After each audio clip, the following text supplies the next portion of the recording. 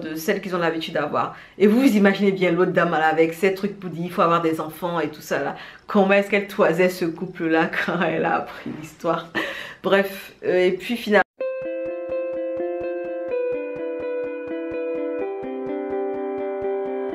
Hello, alors dans cette vidéo j'ai envie de vous parler d'un drama que j'ai regardé et que j'ai trouvé plutôt intéressant. En vrai je suis tombée déçue par hasard parce que j'étais dans ma phase BL, du coup je cherchais une romance BL et on parlait d'un couple dans le drama qui avait une belle romance BL. Du coup je me suis lancée dans le drama en essayant de sauter des épisodes pour voir que la romance BL. Mais en vrai je suis remontée après au début pour comprendre ce qui se passe parce que le drama est super intéressant. C'est un drama japonais qui s'appelle Residential Complex. Il fait 10 épisodes de 45 minutes environ. Et si je devais lui donner une note sur une échelle de 1 à 10, je crois que je donnerais la note de 7,9 sur 10 parce que j'ai bien aimé toutes les thématiques qui ont été abordées dans ce drama. Allez, je vous en dis plus dans quelques secondes. L'histoire en fait est du coup celle de 4 couples qui vivent dans une résidence, un immeuble, et du coup qui partagent une cour commune. Et le truc c'est qu'on va suivre chacun de ces couples là dans sa vie et dans l'interaction avec ses voisins. Le premier couple, c'est le couple principal qu'on suivra beaucoup plus. C'est le couple d'un responsable qui travaille dans un magasin de jouets et puis d'une femme qui travaille dans une boutique, dans un magasin de skydiving. Ils essaient d'avoir un enfant et eux, ils ont du mal jusqu'à présent. C'est-à-dire qu'ils ont commencé sérieusement à essayer d'avoir un enfant depuis 1 an à peu près et ils n'y arrivent pas encore. Et ils vont commencer à songer éventuellement à se rapprocher de professionnels pour vérifier si tout va bien avec eux et quelles sont leurs possibilités pour avoir un enfant. Le deuxième couple, c'est le couple glamour. On sent que ce sont des cadres plus. La femme et le monsieur y travaillent. Et ils sont vraiment dans les dîners glamour. Tout est glamour chez eux. Enfin, ils ont l'air de s'adorer. Comme le premier couple. Le premier couple, ils s'adorent de ouf en fait. Le mari, c'est un ange. La femme du premier couple aussi, elle, c'est le genre de femme que tu as envie d'être. Mais que je ne saurai jamais. Parce qu'elle est trop gentille, elle est trop ça, elle est trop ça. Du coup, revenons au couple glamour. Le couple glamour, ils sont amoureux l'un de l'autre, ils sont dans les dîners, vous savez, les trucs paillettes là. Et ils ont décidé qu'ils ne veulent pas avoir d'enfants. Le truc, c'est que le mec qui fait partie de ce couple-là, il était marié, c'est un divorcé qui va se remarier avec la deuxième femme là. Et son ex-femme qui avait gardé leur enfant est décédée. Du coup, il va devoir récupérer la garde de son enfant.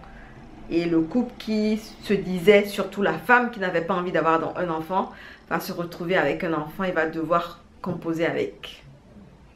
On ne sait pas si le couple va tenir ou pas. Le troisième couple, en fait, c'est un couple d'homosexuels. On a un homme beaucoup plus âgé qui est architecte, qui va croiser dans un bar, en fait, un jeune qui était plutôt saoul et tout ça. Ils vont papoter et tout ça. Et je crois qu'il y a eu un déclic entre eux et les deux vont commencer à sortir ensemble. 1 an après, on les retrouve quand l'appartement a été livré. La construction de l'appartement est finie, elle a été livrée. Du coup, le jeune, il s'introduit, enfin, il se force chez son copain depuis 1 année environ. Et il décide d'habiter avec lui, tout simplement. Parce que voilà, il voudrait que leur relation évolue et que ça aille dans quelque chose de beaucoup plus, vous savez, sérieux et tout ça. Le quatrième couple, et pardon, revenons au couple homosexuel parce que le couple homosexuel, du coup, personne ne sait que l'architecte est homosexuel dans le bâtiment. On pense que le jeune qui vit avec lui, c'est son cousin.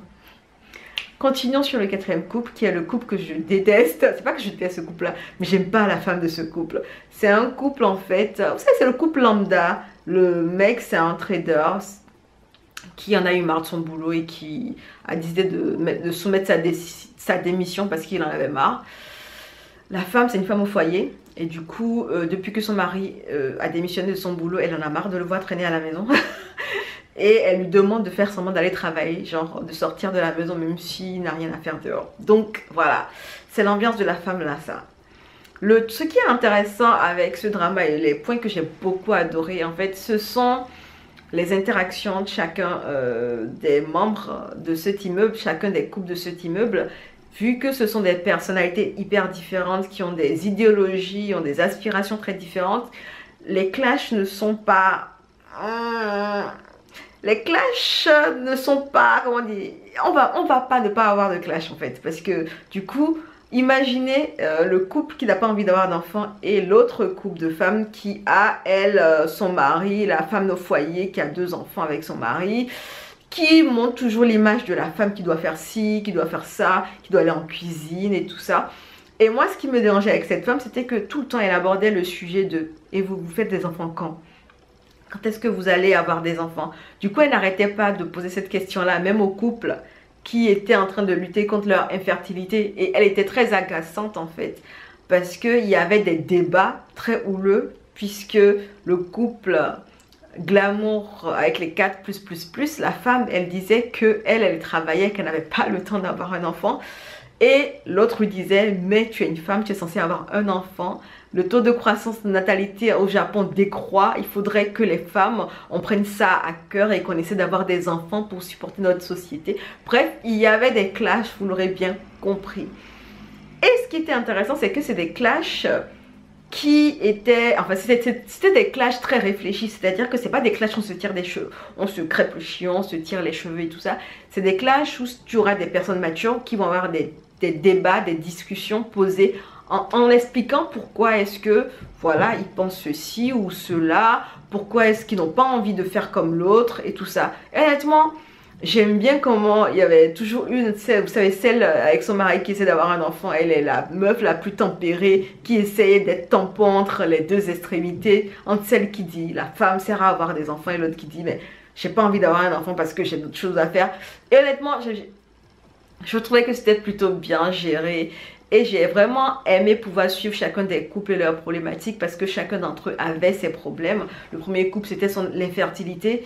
Et du coup, on va les suivre dans leur combat pour essayer d'avoir un enfant, dans les procédures médicales qui sont pesantes, dans les procédures médicales qui peuvent impacter aussi le boulot parce que ce sont des procédures qui prennent du temps, qui prennent des journées. Et quand on travaille en même temps qu'on fait toutes ces procédures-là, est-ce qu'on arrive à conjuguer tout ça? C'était intéressant de suivre ce couple-là et de voir comment est-ce que leur amour tenait le coup ou pas face à cette épreuve-là. Il y avait aussi le couple glamour vu qui se récupérait l'enfant l'enfant du mec. En fait, il y avait aussi, vous savez... il y avait tout un travail qui était fait par rapport à ce couple-là, dans le sens où le monsieur, c'est son enfant, donc il prend ses responsabilités et il veut vivre avec son enfant. La femme, elle n'a pas envie d'avoir un enfant, mais elle aime le monsieur, du coup, elle est perdue dans ce qu'elle doit faire. Elle ne sait pas quoi faire, elle ne sait pas quoi prendre comme décision. Et c'est là qu'on va aller creuser pour comprendre, en fait, l'origine de ce qui l'empêche ou de ce qui la dérange dans le fait d'avoir un enfant et tout ça. Et c'est vraiment, c'est poignant. Vous savez, en fait, l'enfance détermine beaucoup de choses, hein. Grave. L'enfance détermine énormément de choses.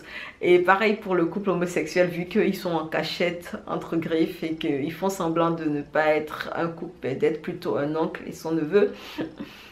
Vous imaginez bien qu'il y aura des situations cocasses. Il y en a plein. Et puis ce qu'ils vont développer, ce sera plus l'acceptation de l'homosexualité au niveau de l'immeuble. Ce sera aussi les problématiques qui vont être abordées entre les habitants de l'immeuble. Et j'ai bien aimé comment ils posaient des termes doux, des termes un peu plus raisonnés sur la peur en fait qu'on puisse avoir par rapport au couple homosexuel, du fait peut-être qu'on n'en a jamais vu, donc on ne sait pas à quoi ça peut ressembler, on ne sait pas si ce sont des personnes normales. Et du coup, ils essayaient de rationaliser le fait que quelques personnes ont peut-être des appréhensions parce qu'ils ne savent pas ce que c'est que d'être un couple homosexuel. S'ils avaient côtoyé quelqu'un dans ce genre de situation, ils sauraient comment réagir avec d'autres personnes de ce genre-là. Donc il y a tout, en fait, il y a tout un développement qui est fait autour de ça. J'ai trouvé ça, comment dire, il y a une certaine bienveillance dans la manière d'expliquer le fait que d'autres rejettent des personnes qui ont des préférences sexuelles différentes de celles qu'ils ont l'habitude d'avoir. Et vous imaginez bien l'autre dame là, avec ses trucs pour dire il faut avoir des enfants et tout ça là. Comment est-ce qu'elle toisait ce couple là quand elle a appris l'histoire.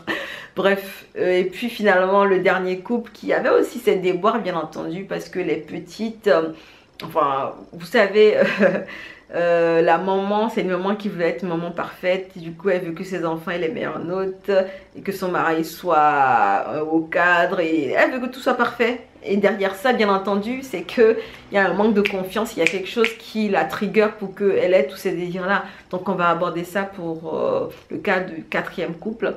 Et justement, il y a tellement de trucs à voir dans chaque épisode parce ils se baladent dans tous les couples en fait et on avance sur les problématiques. Et honnêtement, c'est hyper intéressant. J'ai vraiment apprécié toutes les minutes que j'ai passé à regarder ce drama.